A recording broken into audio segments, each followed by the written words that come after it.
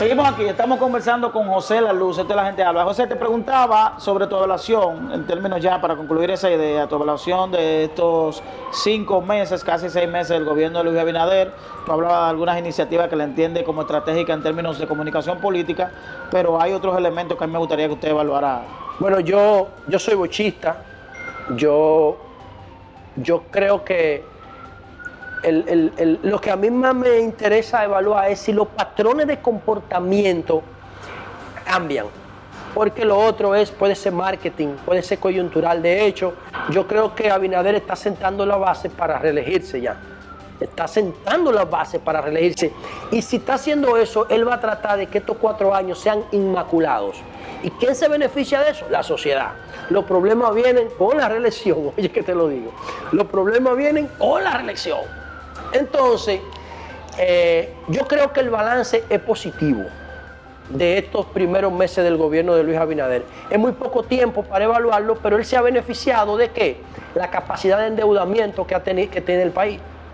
La capacidad de endeudamiento y las reservas internacionales que el PLD le dejó. El PLD le dejó más de 8.000 millones de dólares. ¿Sabe cuánto recibió el PLD, las reservas internacionales de Hipólito en el 2004? Menos 141 millones. Sí, pero una situación... Menos 141 millones. ¿Sabe cuánto la dejó? En 8.000. Estaban en 11. Y la pandemia se llevó 3. De marzo a agosto. Estaban en 11.000 millones de dólares. Abinader encontró eso ahí, dejó a Valdés Albizu. Que esa es otra de las cosas que yo saludo, que Abinader es un tipo racional, no es un tipo emocional. Y dice, Valdés Albizu conoce ese mecanismo, vamos a dejarlo ahí. Que maneje la macroeconomía. Él lo hizo correctamente. Y entonces, bajo esas circunstancias, han seguido el mismo, aumentaron el ritmo de endeudamiento que llevaba el gobierno del PLD. Eso ha podido contribuir con el déficit, neutralizar el déficit económico de la República Dominicana por la pandemia el año pasado. Y yo creo que en sentido general el balance es positivo, tomando en cuenta que la oposición está desarticulada. No hay oposición política. No hay oposición. ¿Tú sabes quién es que le está haciendo oposición a Luis Abinader? La clase media, los mismos sectores que lo llevaron al poder. Cuando el gobierno mete la pata, la clase media es que le da funda de una vez. El PLD está desarticulado. El Partido Reformista ni se menciona. El PRD no existe. Desarticulado. Entonces, Abinader no tiene oposición política. Es lo que yo quiero, que el PLD se ponga en condiciones de hacer oposición, que le hagamos un gabinete sombra. ¿Y tiene el PLD la moral suficiente para hacer? Pero yo sí. Me refiero, partiendo de que tenemos ahora mismo un caso reciente, el caso denominado Antipulpo, que vincula de manera directa a fuentes importantes del PLD. A dos funcionarios del PLD. Bueno, pero hay dos involucrados que son hermanos del presidente. No, pero yo estoy hablando como PLDista. De los que sometió el Ministerio Público, hay 2 del PLD.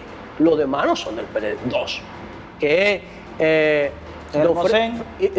Freddy Hidalgo y Fernando Rosa. ¿Hermosén no es del PLD? No sé si Hermosén es del PLD, pero que yo conozco como dirigentes. Fernando Rosa y Freddy Hidalgo. Los 2 hermanos del presidente, eso no, porque no pertenecen al PLD, no forman parte de su estructura orgánica. ¿Y tú particularmente entiendes que el presidente estaba ajeno a sus actividades? No, pero antes de responderte eso, oye lo que yo creo. El Ministerio Público, que otro de los aportes de Abinader fue que cumplió con decir, yo voy a poner un Ministerio Público independiente. No tiene una total independencia porque está nombrado por decreto, pero no responden al PRM. Sí, entiendo. Y eso hay que saludarlo. De hecho, ese Ministerio Público, yo veo a Jenny Berenice y a Wilson, es como si yo viera mi gobierno ahí, porque ellos eran funcionarios de mi gobierno, igual que Miriam, que Leonel es que la lleva a la Suprema. Wilson fue parte del Ministerio Público que llevó a cabo la estructuración del caso de Brecht. Claro, y fue Ministerio Público en Moca con nosotros. O sea, que yo lo veo a ellos, yo digo, wow, esto es una continuidad. Ahí hay una continuidad del Estado, porque los 2 estaban en el Ministerio Público, Jenny estaba en Corte de Apelación. Sí, Jenny estaba como procuradora adjunta, una función menos activa. Creo que estaba así. Procuradora adjunta, pero vinculada a la... Entonces, ¿qué pasa? Que ya el Ministerio Público del gobierno está identificando los pulpos del gobierno del PLD.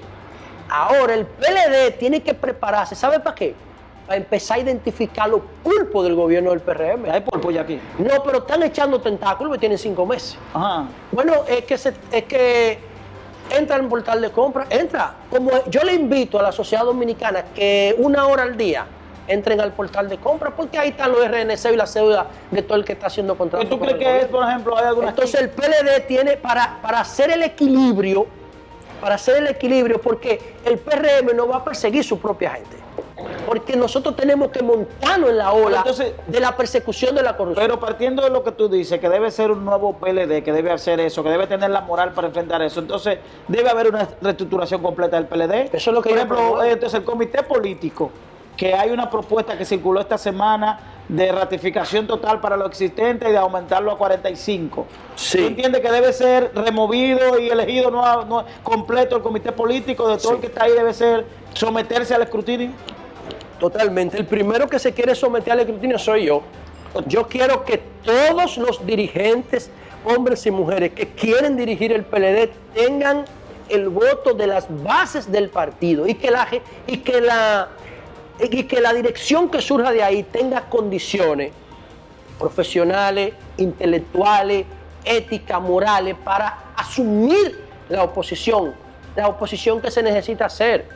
No es que tú no puedes poner una gente ahí que no le pueda decir par de vaina a Abinader porque al otro día le saquen un expediente. Tú tienes que tener una gente ahí que pueda hacer oposición, que es lo que yo estoy planteando, que pueda hacer oposición, ¿entiendes? Que tenga las condiciones para poder decirle a la sociedad y al gobierno las cosas que no quieren escuchar. ¿Y tiene suficiente gente del PLD con esas condiciones? Hermano, para llenar esas vacantes. Pero ve acá, claro. Porque casi todo el mundo estaba en el gobierno y todo el mundo tiene algo ahí. No, eso no es cierto. No. No, lo que pasó fue que el gobierno de alguna manera se tragó al PLD como institución. Pero si tú te pones a buscar el perfil de la mayoría de los funcionarios públicos, ni siquiera el 20% eran del PLD. El PLD no participó. Yo no te estoy hablando de figuras que están gastadas. Yo te estoy hablando de gente que tú nunca le has visto la cara y que tienen una capacidad técnica increíble y que están ahí en el banco esperando que alguien le dé la oportunidad. ¿Cómo van a generar el proceso de llamado de atención para el voto de la militancia? No, son desconocidos. Sí, vamos a esperar.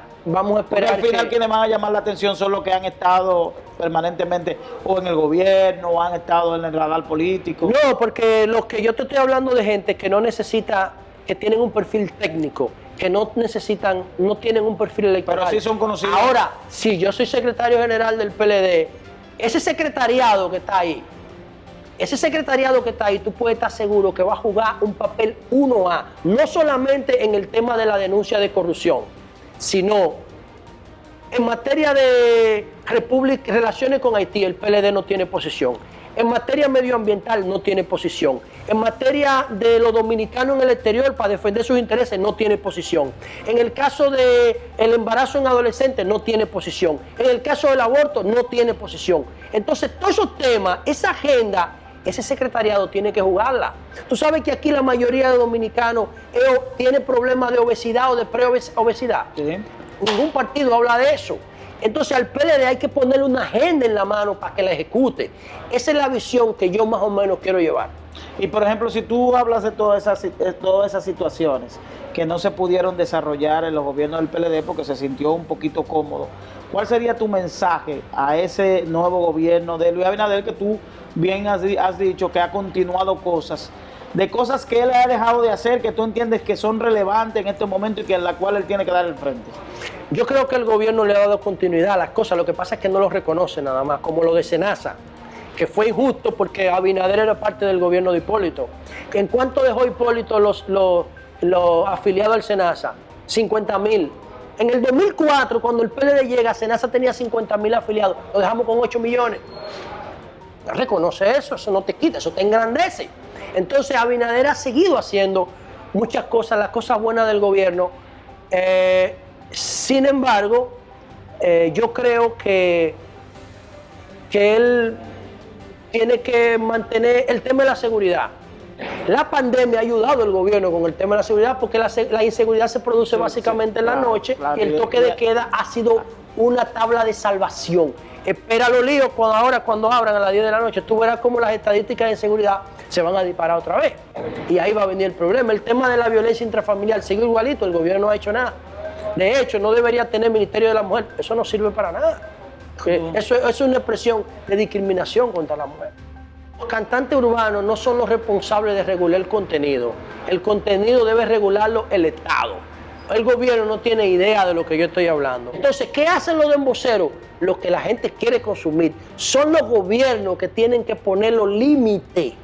No son los artistas. Es el gobierno que tiene que decirle a YouTube, a Netflix, a Spotify, estas son las reglas de mi juego.